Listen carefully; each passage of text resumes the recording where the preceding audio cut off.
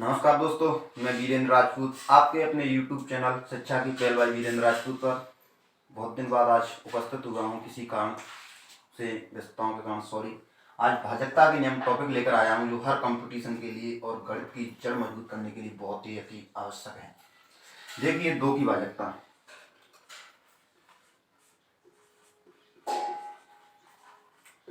दो की भाजकता से क्या तात्पर्य है दोस्तों? यदि किसी संख्या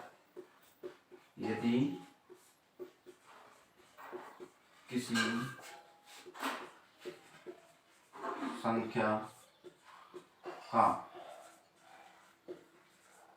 इकाई अंक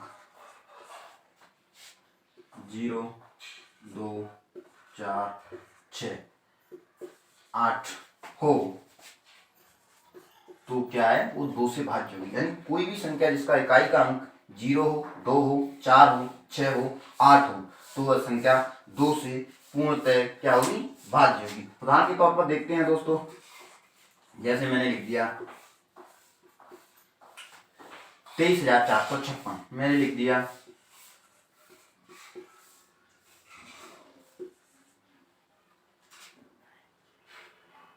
1,05,68, मैंने लिख दिया 2500। तो दोस्तों ये क्या है, किसी भी संख्या का इकाई अंक यदि 0 मिलता है, 2 मिलता है, 4 मिलता है, 6 मिलता है, 8 मिलता है तो वह संख्या क्या है, 2 से पूर्णतः भाज्य होगी। 3 की भाजकता।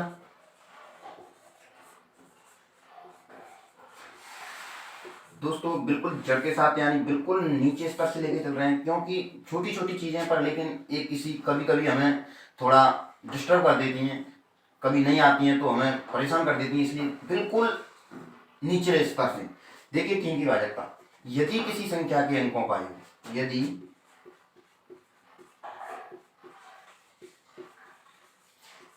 किसी संख्या के अंकों का योग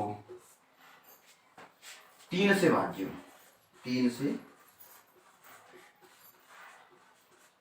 भाज्य, कोई भी संख्या दी हुई है, यदि उस संख्या के अंकों का योग 3 के पाड़े में आता है या 3 से भाज्य होता है तो वह संख्या क्या होगी, 3 से पूर्णतः भाज्य होगी। एग्जाम्पल के रूप में देखते हैं, जैसे 1, 2, 3, 4, 5 और ये 6। अब इनको जोड़ेंगे, यदि नहीं जाएगा, अगर जोड़ में 3 का भाग नहीं जाएगा तो संख्या भाज्य नहीं होगी। अगर योग में 3 का भाग जाएगा तो संख्या भाज्य होगी।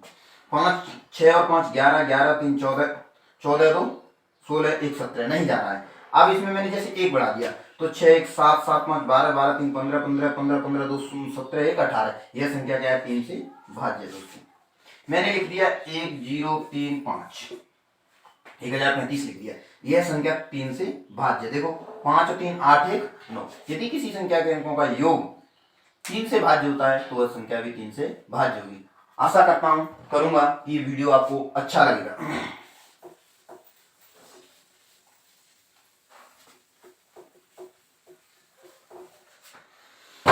4 की भाजकता।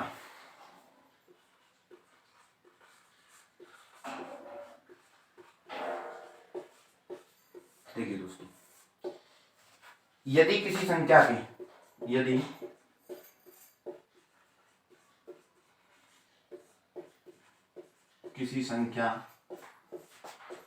के अंतिम 2 अंक 4 से भाज्य हों,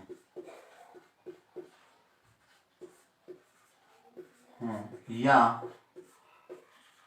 अंतिम 2 अंक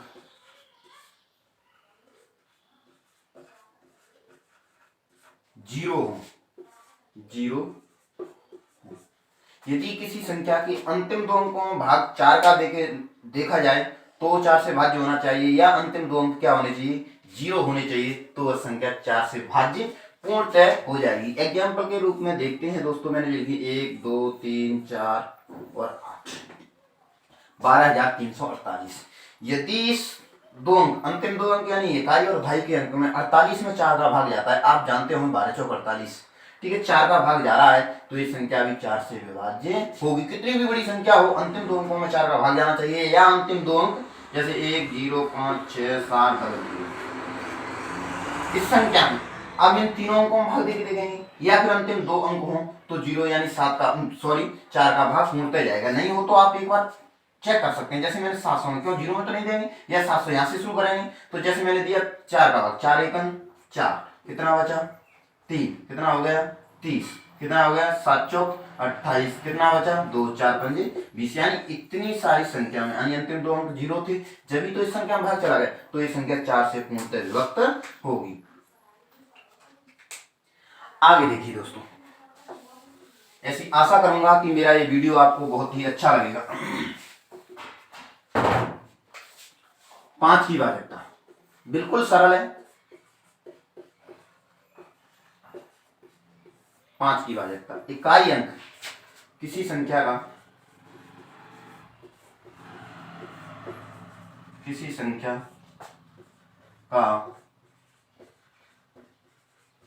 इकाई अंक 0 या क्या हो 5 हो, यानी दी गई कोई भी संख्या हो उसका अंतिम अंक या इकाई अंक या तो 0 होना चाहिए या 5 होना चाहिए, तो वह संख्या 5 से पूरी तरह विभाज्य होगी।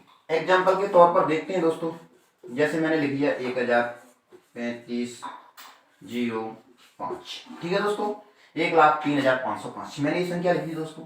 इस संख्या का अंतिम अंक क्या है, या इकाई अंक 5 है, जैसे लिख दिया 1050, मैंने लिख दिया 1050। ये संख्या अंतिम अंक क्या है, इकाई अंक क्या है 0, तो ये संख्या पूर्णतः 5 से विभाज्य होगी।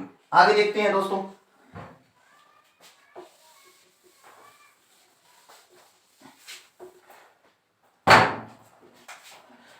इंपॉर्टेंट 6 की भाज्यता।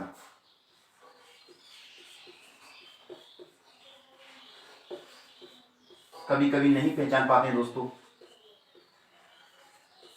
आइए 6 की भाज्यता ज्यादा कभी कभी नहीं समझ में आ पाता है तो देखते हैं। 6 की भाज्यता, यदि किसी संख्या में दी गई संख्या 2 व 3 से विभाजित होगी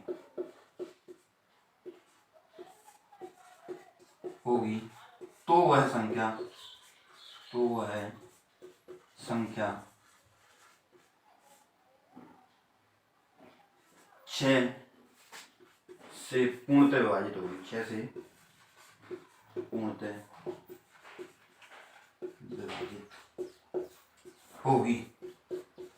मैंने आपको 2 की भाज्यता और 3 की भाज्यता बता दी। यदि किसी संख्या का अंतिम अंक 0 2 4 6 8 हो और 3 की भाज्यता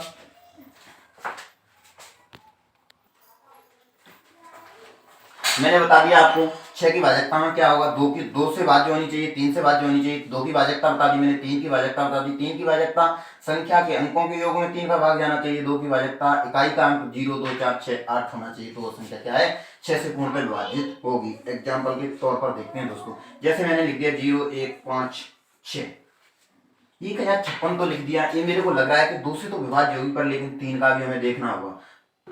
6 और 5 11 1 12, यानी इस संख्या के अंकों का योग 12 हो रहा है और इस संख्या का अंतिम अंक 6 है, तो ये संख्या 3 से 2 से पूर्णतः विभाज्य है, इसलिए ये संख्या 6 से भी पूर्णतः विभाजित होगी। मैं एक और उदाहरण लेता हूँ, 5 7 6 0, देखता हूँ 7 5 12 12 6 18 और अंतिम अंक क्या है दोस्तों 0, यानी इकाई का अंक क्या है जो दोस्तों 0। इस संख्या में 2 का भाग भी पूरी तरह जा रहा है और 3 का भाग भी पूरी तरह जा रहा है, इसलिए ये संख्या 6 से पूर्णतः विभाज्य होगी। आगे देखते हैं दोस्तों,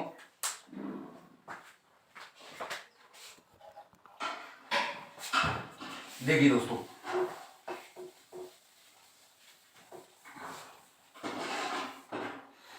7 की भाज्यता देखनी पड़ती है दोस्तों, वीडियो की ज्यादा नहीं हो जाए क्योंकि डाउनलोड नहीं होगी, सिर्फ और सिर्फ इसका समय होता है 14 मिनट, इसलिए देखनी पड़ती है। 7 की भाज्यता क्या कहती है दोस्तों, यदि किसी संख्या के इकाई अंक को उठाकर संख्या के अंतिम अंक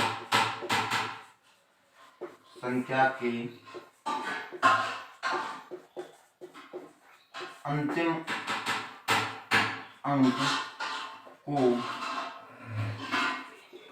उठाकर दुगना करके शेष संख्या से तब तक घटाते हैं जब तक शेष फल जब तक घटाते हैं तब शेष फल 0 या 7 के पहाड़े में ना आ जाए, 0 या 7 के पहाड़े में ना आ जाए ना। देखिए दोस्तों, मैं मौखिक समझाता हूं कि यदि किसी संख्या, कोई भी संख्या है, उस संख्या की इकाई के अंक को उठाकर उसको दुगना करके शेष संख्या में से जब तक घटाएं जब तक कि उसका शेषफल या तो 0 बच जाए या फिर उस 7 के पहाड़े के अंतर्गत आता हो, तो वह संख्या 7 से पूर्णतः विभाज्य होगी। बहुत ही थोड़ा टिपिकल लग रहा होगा, लेकिन दोस्तों अच्छा नहीं है और समझने के लिए।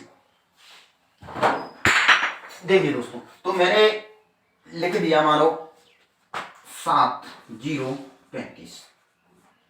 मेरे को नहीं पता चल रहा कि ये संख्या शायद 7 से विभाज्य है या नहीं है, तो मैं क्या करूंगा, इस संख्या के अंतिम अंक को उठा लिया मैंने, इसको 5 को उठा लिया, इसको क्रॉस कर दिया। 5 का गुना कितना हो गया 10। 703 बचा था, 703 में से मैं 10 को घटा दूंगा तो 10 में 3 में से 0 गया 3, 9 में से 10 में से 1 गया तो कितना बचा 9, ये कितना बचा 693। दोस्तों समझ में आया? यानी 703 में से मैंने 10 को घटा दिया, कितना बचा 693। अब इस संख्या के अंतिम अंक यानी इसको हटा दो, अभी नहीं मेरे को पता चल रहा है कि ये संख्या 7 से विभाज्य या नहीं है। तो 3 को हटा दिया, इसका कितना हो गया दुगना करके 6, कितना 6, 9 में से 6 गया तो कितना बचा 3, और ये कितना बचा दोस्तों 6। अब हमें पता है कि ये संख्या 7 से पूर्णतः विभाज्य है कि 7 नाम 63 होता है वो, तो ये संख्या भी 7 से पूर्णतः विभाज्य होगी। 7 0 35 यानी 7035 संख्या इस 7 से पूर्णतः विभाज्य होगी।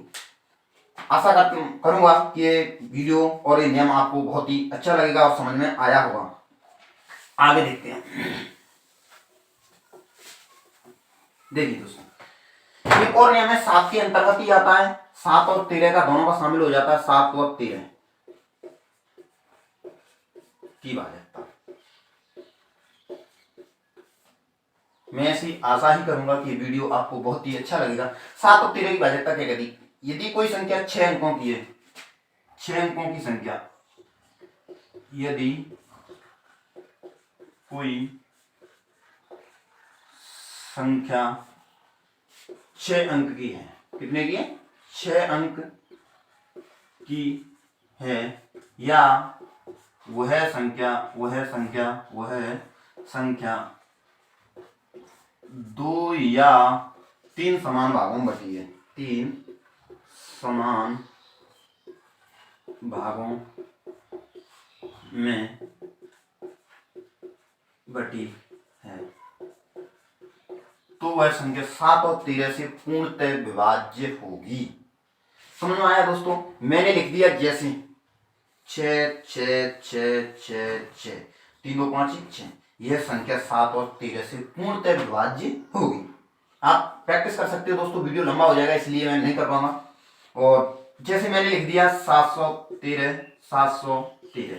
3 समान 2 समान भागों में बटी हुई है, कितनी समझिए बटी हुई है 713। और अगला उदाहरण मैंने लिख दिया जैसे 21 21 21, ये 3 समान भागों में बट गई दोस्तों, देखो 21 21 21, तो यह संख्या 7 और 13 से पूर्णतः विभाज्य होगी।